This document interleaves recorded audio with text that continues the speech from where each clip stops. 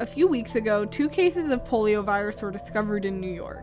A scary discovery made terrifying by the subsequent discovery of the poliovirus in the sewers. The history of poliovirus is long and complex. However, most know it for its prominence in American life during the 40s and its paralyzation of President Franklin Delano Roosevelt. The treatments of polio were almost as terrifying as the virus. But polio isn't a problem in America today, at least until now, because of a miracle of modern medicine, the polio vaccine. The polio vaccine was one of the first designed with an immortal line of cells. Since then, these cells have helped us to discover diseases like salmonella, and they've even been to space. If you ask any scientists, they'll tell you these are the HeLa cells.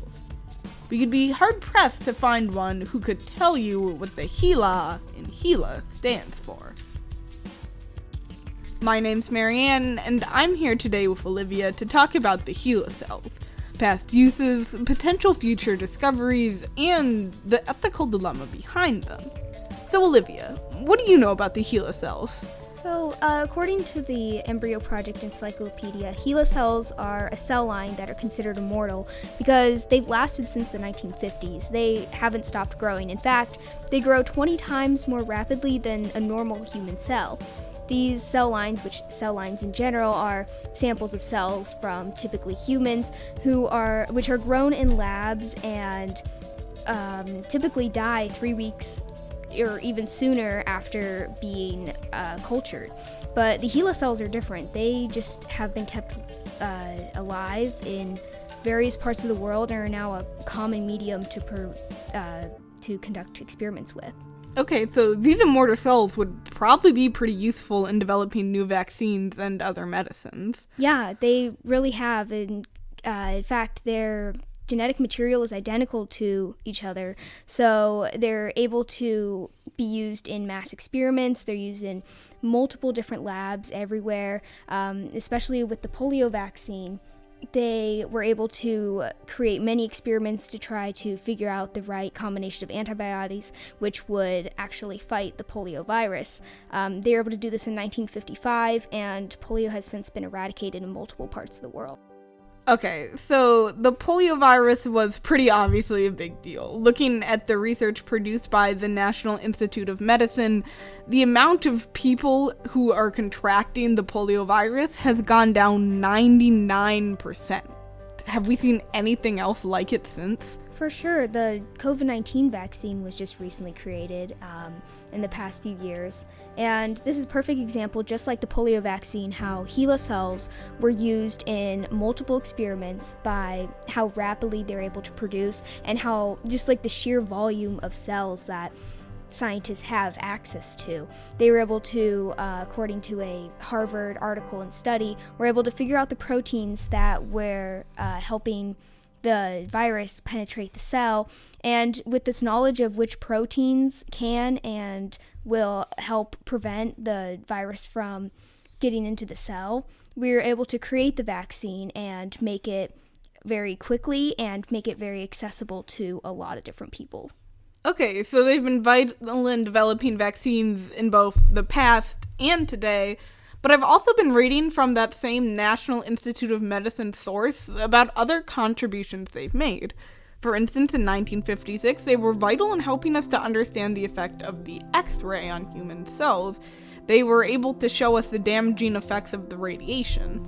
Not only have HeLa cells helped us understand the effect of radiation on normal cell growth, they've also helped us understand how they affect the growth of cancer cells, which HeLa cells are a collection of cancer cells from a cancer patient.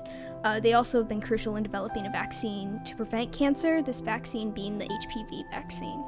So HPV is a sexually transmitted disease, and if left untreated, it could lead to the development of cancer in genitalia areas, places where you probably don't want cancer. Along with the HPV vaccine, HeLa cells have been still used today to make achievements. We invited a PhD student at the University of Wisconsin in Madison on the podcast to find out more about the discoveries being made today. Yeah, my name is Molly McCord. Credentials-wise, I have my Bachelor's of Science in Math, Physics, and Bio. And right now I'm doing my PhD in Biophysics at University of Wisconsin-Madison. What experience do you have working with HeLa Cells? I work with HeLa Cells in some of my experiments right now that I'm doing for my PhD. I worked with them a bit in undergrad. I also work with a few other immortalized cell lines that are human sourced, similar to HeLa Cells. Okay, so what experiments are you or other students you know working on currently with the HeLa cells? Yeah, so a lot of the experiments that we do is we're interested in how cancer metastasizes and spreads. So we do experiments that explore how cells move, why they move, what makes them move faster or slower. And then we're also interested in wound healing and how we can make wounds close faster.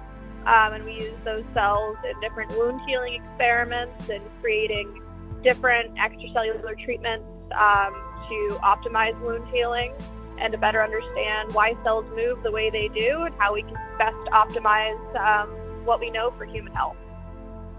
Colleagues-wise, HeLa cells are used in, when I worked in industry, we used HeLa cells to develop diagnostic testing for colorectal cancer, different breast cancers.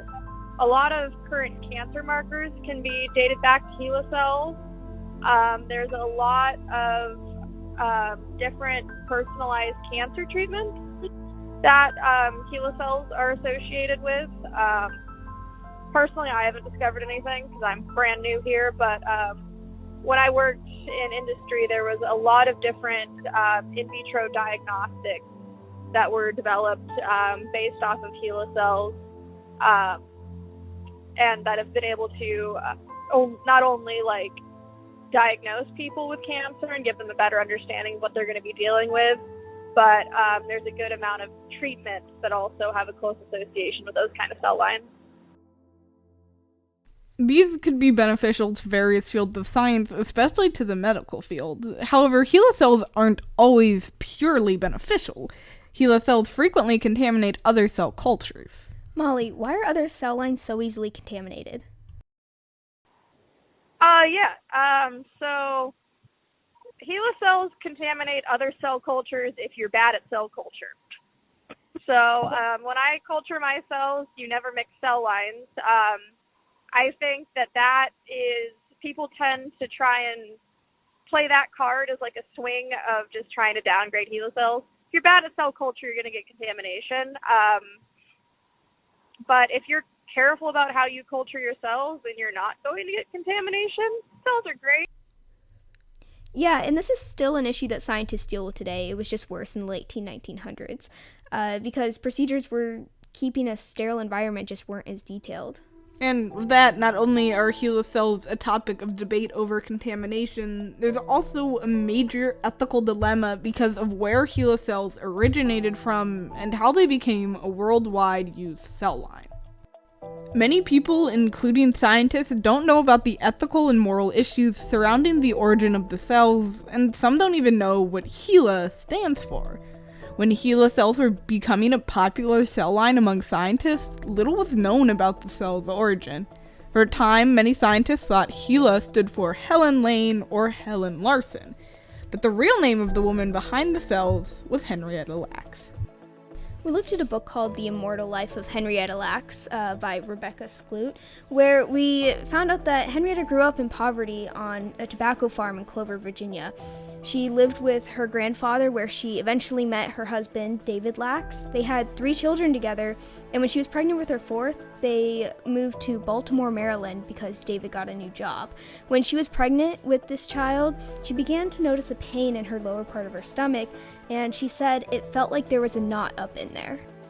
But at the time, Johns Hopkins Hospital was the only major hospital that treated poor black patients in a 20-mile radius. Johns Hopkins was also still segregated into white and black wards at this time.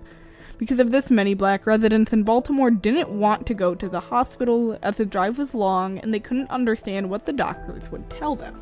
With this, it makes perfect sense that Henrietta didn't want to see a doctor right away. And as time went on, her pain just became much worse, and after she delivered her 5th child, she noticed blood spotting in her underwear when it wasn't time for her period yet. And she said she could feel a lump in her cervix.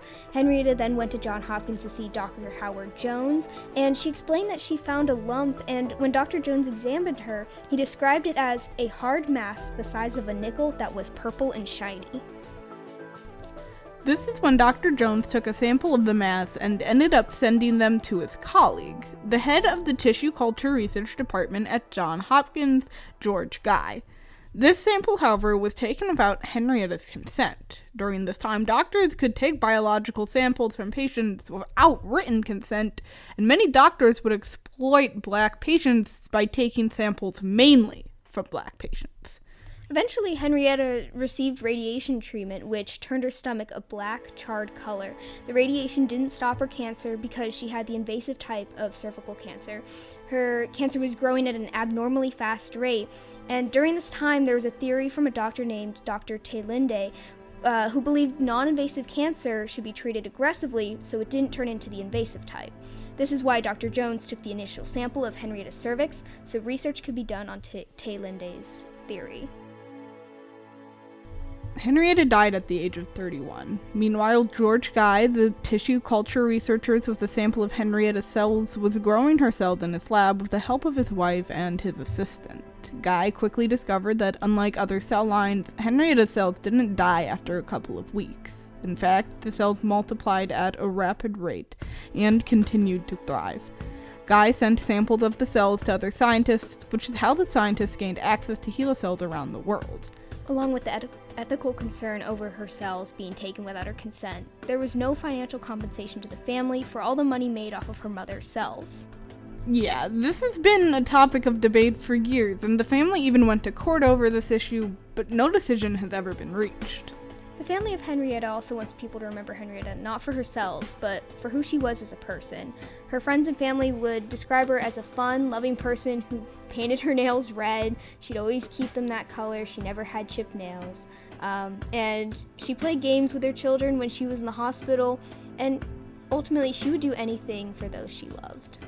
With the issue over contamination in the lab and the ethical issues surrounding the cells, we have a final question. Is it worth it to continue using HeLa cells, and are there any alternatives?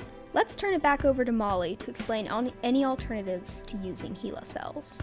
I do think that there are ethical implications that need to be heeded, and moving forward as a society, I think there needs to be rules put into place. But I think ultimately, HeLa cells did help a lot of people.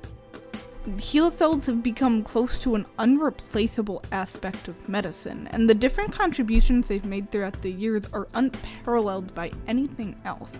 However, it's time that people in the medical world and scientific world analyze how their research has affected and exploited Black patients for not just years, but centuries. As we get to our next century and the next few years, we need to re-examine how we use patient samples and the ethical concerns behind them. Until then, it's just worth thinking and thanking Henrietta Lacks for her contributions anytime you receive one of the many miracles of medical improvement.